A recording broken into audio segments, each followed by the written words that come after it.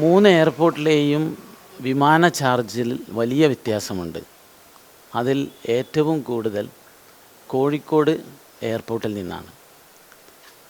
കണ്ണൂരും കൊച്ചിയും തട്ടിച്ചു നോക്കുമ്പോൾ ഒരു 40,000 രൂപയുടെ ചാർജ് കൂടുതൽ കോഴിക്കോട്ട് എയർപോർട്ടിനുണ്ട്. കോഴിക്കോട്ട് നിന്നും ഹജ്ജിന് പോകുന്ന തീർത്ഥാടകരിൽ 3000 ആളുകൾ സാമ്പത്തിക പ്രയാസങ്ങളെല്ലാം പറഞ്ഞുകൊണ്ട് അവർക്ക് കോഴിക്കോട്ട് നിന്ന് കണ്ണൂരിലേക്ക് മാറ്റി തരണമെന്നുള്ള ശക്തമായ ആവശ്യം ഹജ്ജ് കമ്മിറ്റിയുടെ മുമ്പിലും കേന്ദ്ര മൈനോറിറ്റി വകുപ്പിൻ്റെ മുമ്പിലും വന്നു. ഈ വിഷയം ഞങ്ങൾ ചർച്ച ചെയ്തു. ബഹുമാനപ്പെട്ട മന്ത്രി കിരൺ റിജിജുവും ഹജ്ജ് കമ്മിറ്റി ചെയർമാനും ഒഫീഷ്യൽസും എയർ ഇന്ത്യയുമായി ചർച്ച ചെയ്തതിൻ്റെ അടിസ്ഥാനത്തിൽ ചെറിയൊരു ആശ്വാസം കിട്ടിയിരിക്കുകയാണ്. വലിയൊരു ആശ്വാസമല്ല.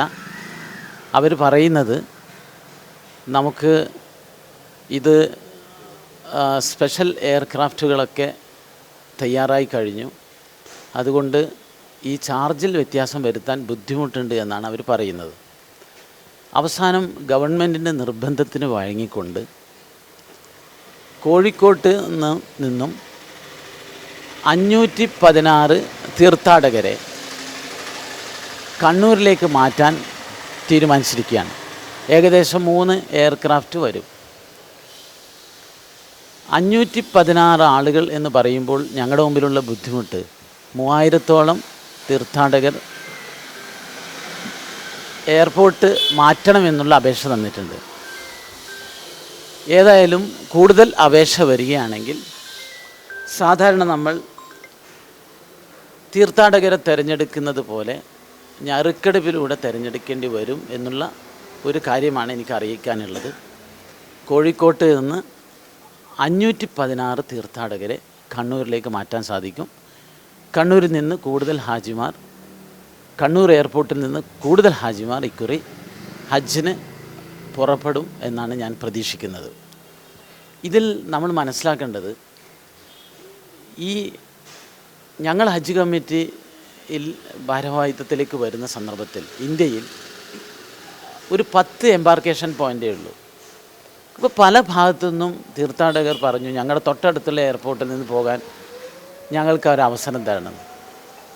അത് കണ്ടിട്ടാണ് ഞങ്ങൾ എംബാർക്കേഷൻ പോയിൻ്റുകൾ 22 വർദ്ധിപ്പിച്ചു. പക്ഷേ ഇപ്പോൾ എന്താ സംഭവിച്ചതെന്ന് വെച്ചാൽ പല കൊച്ചു കൊച്ചു എയർപോർട്ടിലെയും ഫ്ലൈറ്റ് ചാർജ് തമ്മിൽ വലിയ വ്യത്യാസമുണ്ട്.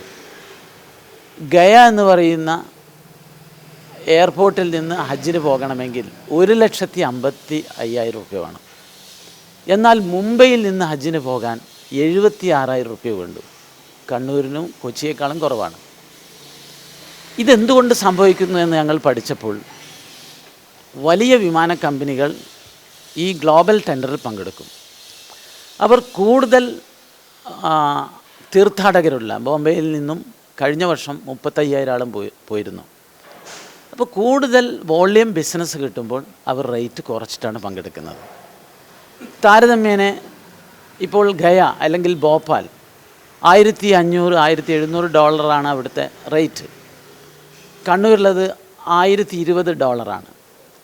അപ്പോൾ ആ വിധത്തിൽ വ്യത്യാസം വരുന്നത് ഈ ഹാജിമാരുടെ എണ്ണം പരിഗണിച്ചും പിന്നെ ഒരു ഗ്ലോബൽ മത്സര ബുദ്ധിയോടുകൂടി ഒരു മത്സരത്തിൽ പങ്കെടുക്കുന്ന എയർലൈൻസാണ് ഈ കാര്യങ്ങളിലൊക്കെ അന്തിമ തീരുമാനം എടുക്കുന്നത്.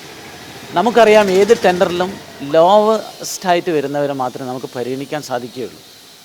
അപ്പോൾ ഇത്തരമൊരു പ്രയാസം ഹാജിമാർ നേരിടുന്നുണ്ട്. എനിക്ക് തോന്നുന്നത് നമ്മളിത് വീണ്ടും ചർച്ച ചെയ്യേണ്ടതുണ്ട്. കേരളത്തിൽ നിന്ന് 3 എന്നുള്ളത് ഒന്നാക്കി ചുരുക്കുകയാണെങ്കിൽ എല്ലാ ഹാജിമാരും ഒരു എയർപോർട്ടിൽ നിന്ന് പോവുകയാണെങ്കിൽ തീർച്ചയായും നമുക്ക് റേറ്റ് കുറക്കാൻ സാധിക്കുമെന്നുള്ളതാണ്. പുതിയ ഹജ്ജ് കമ്മിറ്റിയൊക്കെ ഈ വിഷയം ചർച്ച ചെയ്യേണ്ടതാണ് എന്നാണ് ഇത് സംബന്ധിച്ച് എനിക്ക് നിങ്ങളോട് പങ്കുവെക്കാനുള്ളത്.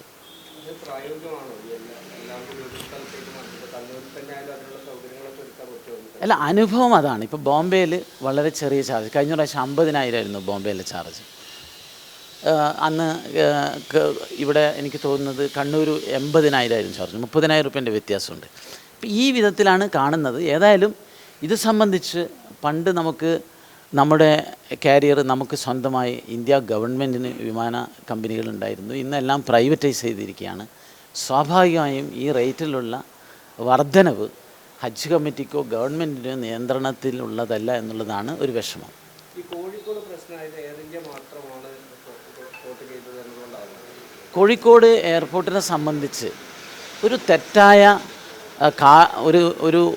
ഒരു കാഴ്ചപ്പാട് മാർക്കറ്റിലുണ്ട്.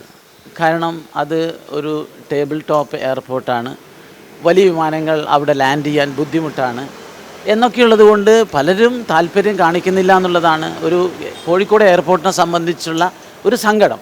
പക്ഷേ എയർപോർട്ട് ഇപ്പോൾ സെൻട്രൽ ഗവൺമെൻറ്റൊക്കെ താല്പര്യമെടുത്ത് അവിടുത്തെ റൺവേ വൈഡൻ ചെയ്യുന്ന വർക്ക് ദ്രുതഗതിയിൽ നടക്കുന്നുണ്ട്. തീർച്ചയായും കോഴിക്കോട് എയർപോർട്ടിൻ്റെ രൂപവും ഭാവവും മാറുമ്പോൾ ഈ ഒരു അവസ്ഥ മാറും. വലിയ വിമാനങ്ങൾ, വൈഡ് ബോഡി വിമാനങ്ങളൊക്കെ കോഴിക്കോട് വരുന്നതോടുകൂടി കോഴിക്കോട്ട് തീർച്ചയായും കൂടുതൽ വിമാന കമ്പനികൾ ഹജ്ജ് ടെൻഡറിലൊക്കെ പങ്കെടുക്കാൻ സാധ്യതയുണ്ട്. അല്ല, 3000-ഓളം റിക്വസ്റ്റ് നമ്മുടെ മുമ്പിലുണ്ട്.